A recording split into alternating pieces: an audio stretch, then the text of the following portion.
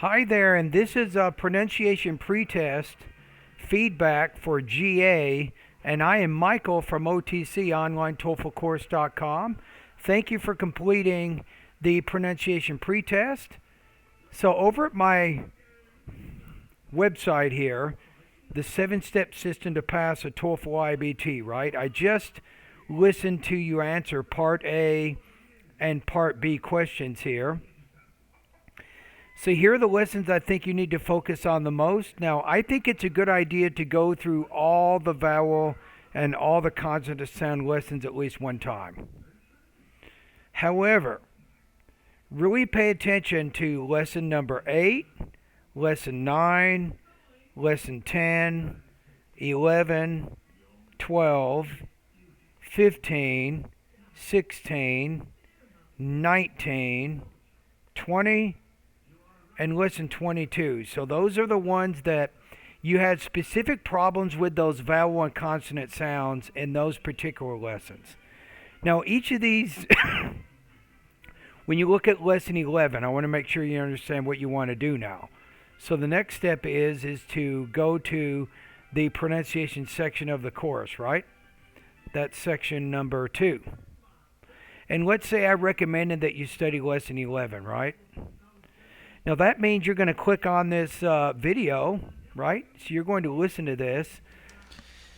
This is a 8-minute video that covers specific sounds in those areas you're having trouble with. So my advice is to go through this video several times until you feel more comfortable with these specific pairs of vowel sounds. That's what you want to do. Okay? Now you also answered, if we go back to the other area here, give me a quick second. Okay, I'm going back to the pretest. So you answered these three specific questions here, right? So I think in this case where it says, what's your educational background? So you told me a little bit about yourself. And this is important because this helps me see what your overall fluency is regarding speaking. So you're pretty comfortable. You're comfortable speaking English, right? So you want to get a nursing degree here in the United States. You live in Brazil, right? You need to get 84 on the TOEFL, which in and of itself is not a super high score. I'm not saying it's easy. It depends on what your current English language proficiency is. See, everything with TOEFL is relative. You know, somebody who gets 110 on the TOEFL, so 84 is real easy. But what about somebody who takes a TOEFL exam and gets only 60? So if you're at 60 right now and you want to go to 84, that's going to be a lot of effort. So it kind of depends on what you're doing there. So the thing that makes it hard for you is you need to get 26 on the speaking section, and that is not easy to do. So that's going to be your efforts right there. Okay, now lastly, the last thing I want to do is give you an intelligibility score. So based on your response to Part B to these 3 specific personal experience questions, your score on the pretest is about 4.0 out of 7.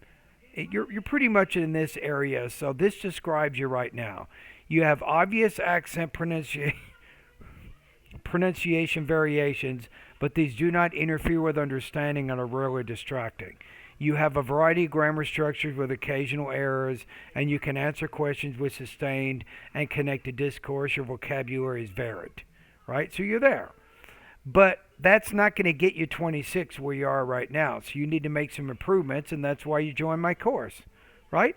So the next step, what I recommend for you is you've already done the pretest, so it's now time to start completing speaking practice tests. So you can keep studying these pronunciation lessons, each day, but you should also start sending me speaking practice, maybe 2 or 3 practice tests a week, so I can start giving you feedback and you can get more familiar with what your problems are.